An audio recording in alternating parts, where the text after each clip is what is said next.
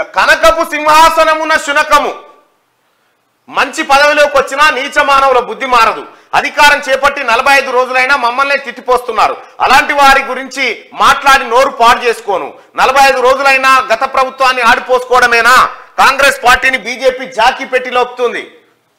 Governor కు కోదండరాం రాజకీయ నేపథ్యం కనిపించలేదా? రేవంత్ రెడ్డి కాదు రాష్ట్ర ప్రజలకు బాధ్యులుగా ఉండండి. బీఆర్ఎస్ వర్కింగ్ ప్రెసిడెంట్ కేటీఆర్ తీవ్ర విమర్శలు చేసిండు.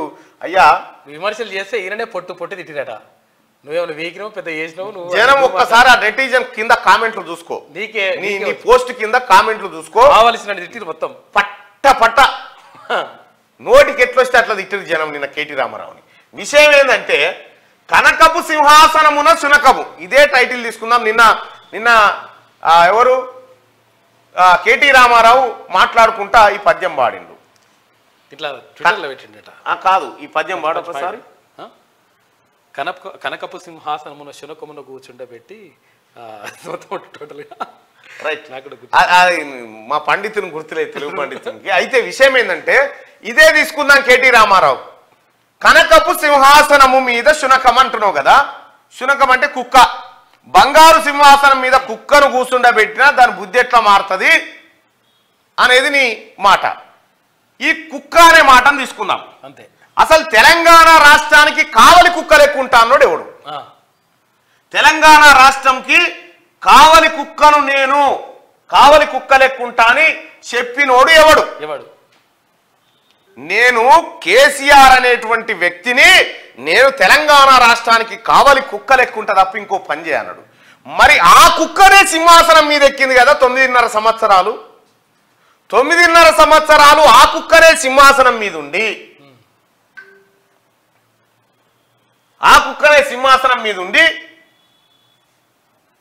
డ్రామా చేతిరి.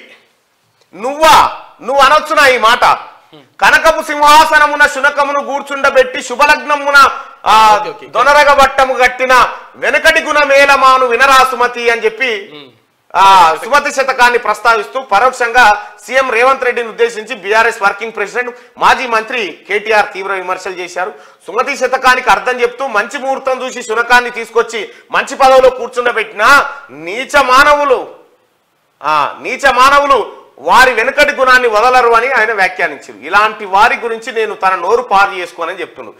తెలంగాణ రాష్ట్రంలో మీ అయ్యనేమో నేను కుక్క అని చెప్పే, మీ నాయనే చెప్పిండు నేను కావాలి కుక్కనని. నువ్వేమో సింహం వంటివి.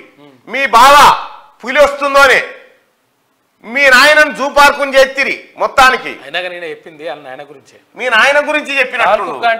కనకపు సింహాసనమున శునకం అంటే తెలంగాణ రాష్ట్రంలో కావలి కుక్క అంటే ఎవరు? కామెంట్ రూపంలో చెప్పురా. తెలంగాణ రాష్ట్రంలో కావలి కుక్క అంటే ఎవరు? చెప్పుకున్నది ఎవరు? కావలి కుక్కనని చెప్పుకున్నది ఎవరు? తెలంగాణ రాష్ట్రంలో నేను కావలి కుక్కనని చెప్పుకున్నాడు కేసీఆర్. వాళ్ళ కొడుకేమంటున్నాడు? కనకపు సింహాసనం మీద శునకమును కూర్చుండబెట్టినా అని చెప్పి పద్యం పాడుతా ఉన్నాడు. నిన్ను కనకపు సింహాసనం మీద మీ అయ్యా శునకం లెక్కనే కూర్చున్నాడు ఇన్నేళ్ళు. ఇప్పుడు ఒకవేళ కావలి కుక్క కొడుకు ఏమవుతాడు? కావలి కుక్క కొడుకు చిన్న కుక్క అంతేనా? అంతే. కుక్కనే అవుతుంది. మరి కుక్కనే అవుతుంది. ఇగో కేసీఆర్ చెప్పిన ఆ మాట. అగో పిగ్గు వాడట పంజి అంటుండు. నిన్ను పంజి అని గౌరవించుకుంటారు. అయ్యా నీ ముఖము నీ ఫకరు నీ అకరు ఇంకా అనగలే. నిన్ను మెచ్చగా అనగబెట్టేందుకే ముఖ్యమంత్రి గారు కంకణం కట్టుకుంటూ నీ ఫకరు అనుసుడు తప్పది. అలాంటి వారి గురించి మాట్లాడి నోరు బారేసుకోనట. మీ నాయన గురించి మాట్లాడితే నోరు బారేసుకున్నట్టు నాది నీకు. మొన్న నూకి 20 కొడితివి. ఇంట్లో కొట్లాడి ముసలోని 20 కొడితివి, పోయి అడ్డం పడాడ. ఇప్పుడు కావలి శునకం వాళ్ళ కొడుకు ఏమవుతాడు? కావలి శునకం కొడుకు శునకానికి శునకమే పుట్టునా? అంతే కదా. అంతే కదా. ఇది గవర్నర్ కు కోదండరాం రాజకీయ నేపథ్యం కనిపించలేదా అని అంటున్నాడు. కోదండరాం గారు ప్రొఫెసరు, మాలాంటోని చదువు చెప్పిన ప్రొఫెసర్ పొలిటికల్ సైన్స్ లో. అయితే మీ నాయన సారు 80,000 ఒక్క పుస్తకం. ఒకటి మొన్న దావకాల్లో చదివింది ఒకటి. 80,000 ఒక్క పుస్తకం, ఎంఎస్సిలో పొలిటికల్ సైన్స్ కేసీఆర్, అది ఎంఎస్సిలో పొలిటికల్ సైన్స్ కేసీఆర్ చదువు. దునియాలో ఏం 70,000 పుస్తకాలు చదివి ఎందుకు చదివిను నాకే తెలియదు అంటారు. ఎందుకు చదువుతారు ఆయన పుస్తకాలు ఎందుకు చదువుతారు? 70,000 పుస్తకాలు చదివి అసలు ఎందుకు చదివినో నాకు తెలియదు అన్న నాగార్జున సాగర్ కాడ చెప్తా ఉంటే వాళ్ళు చప్పట్లు కొడుతుండే ఎత్తులక్కిన వారేస్తే అని అనుకో గట్ల. ఈ రకంగా పచ్చి అబద్ధాలు.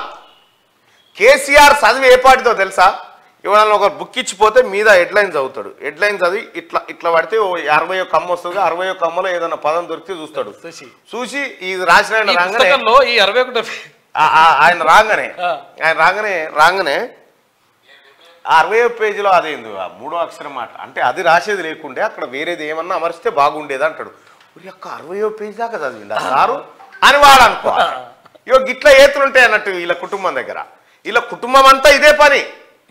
ఈ రకంగా తెలంగాణ ప్రజల్ని మోసం చేసిండు. కోదండరాంకు ఎమ్మెల్సీ పదవి రాజకీయ నేపథ్యం కల్పించలేదు అంటుండు. అయ్యా తలసాని సీనన్న పండబెడి తొక్తా అన్నాడు మీ నాయనని హైదరాబాద్కి వస్తే. ఎర్రబల్లి దయాకర్ రావు గారు ఏమన్నారు? మీ నాయన ఏమన్నాడు? ఎర్రబల్లి దయాకర్ రావు చూపించాలి మరి తీయాలి. అది తీస్తే ఇజ్జత పోతుంది. ఇక అది తీస్తేనే ఇజ్జత పోతుంది. కోదండరాం గురించి అను కేసీఆర్ ఏమంటుండు? ఇవన్నీ మాట్లాడి ఆఖరికి లంగ మాటలు ఎప్పుడు కేసీఆర్ మాట్లాడు ఉంటుంది. ఇప్పుడు మాట్లాడే అన్ని లంగ మాటలేనా? కేసీఆర్ దగ్గర ఉండేటికి 70,000 పుస్తకాలు అమ్మ ఎక్కడి కథరా నాయన. ఇగో నేను 70,000 పుస్తకాలు చదివిన మీకు చాలా మందికి తెలియదు. ఈ భూమి మీద ఎవడు ఉన్నాడా 70,000 పుస్తకాలు చదివిన? ఉన్నారన్న ఉండడు. పుట్టాడు కూడా నాకు తెలిసి పుట్టాడు కూడా. 70,000 పుస్తకాలు చదివినా అని చెప్పినప్పుడే కేసీఆర్ ఎంత పడివాయో మనకు అర్థం కావాలి. ఒక్క పుస్తకం చదవాలంటే 70,000 పుస్తకాలా? రోజుకో పుస్తకం ఒక్క విషయం కేసీఆర్ ఏజ్ ఎంత? 69. కేసీఆర్ ఏజ్ 70 చిల్లర ఉంటుంది. ఓ అప్పటికే 69. 69 ఏళ్ళ. ఇక చూడ్రి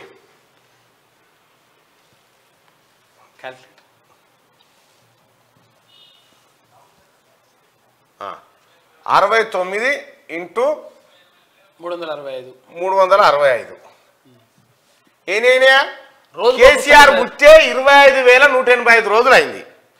రోజుకో పుస్తకం పెట్టుకో. పుడితేనే పుస్తకం అనుకుందాం. పుట్టంగా ఇట్లా అందుకుంటే కూడా పుడితేనే కేవ్ అనుకుంటే బుక్ ఏదని అనుకుందాం.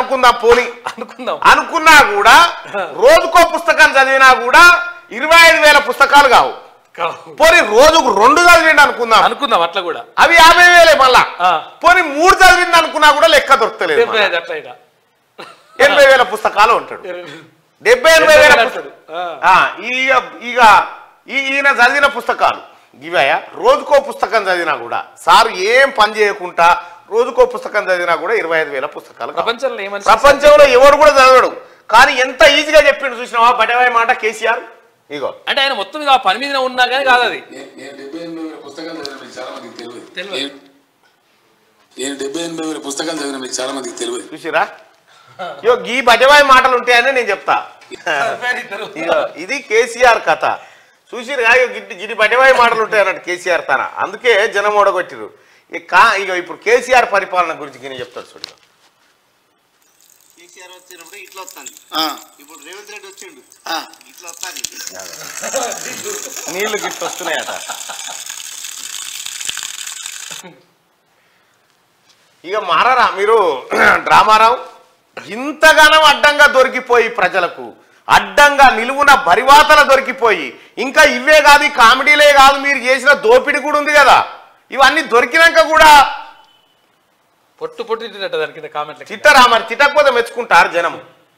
జరా ఈ ఫకర్ బంద్ చేసుకోతాం. ఇంకా నీకు ఫకర్ దిగుతలేదు. ఒకేసారి దించుకున్నా మేమేం అనుకో. ఒకేసారి దించుకున్నా నువ్వు కొంచెం అన్న దించుకున్నాం ఏర్పడకుండా అంటున్నావు కానీ మొత్తం దించుకో ఏం కాదు.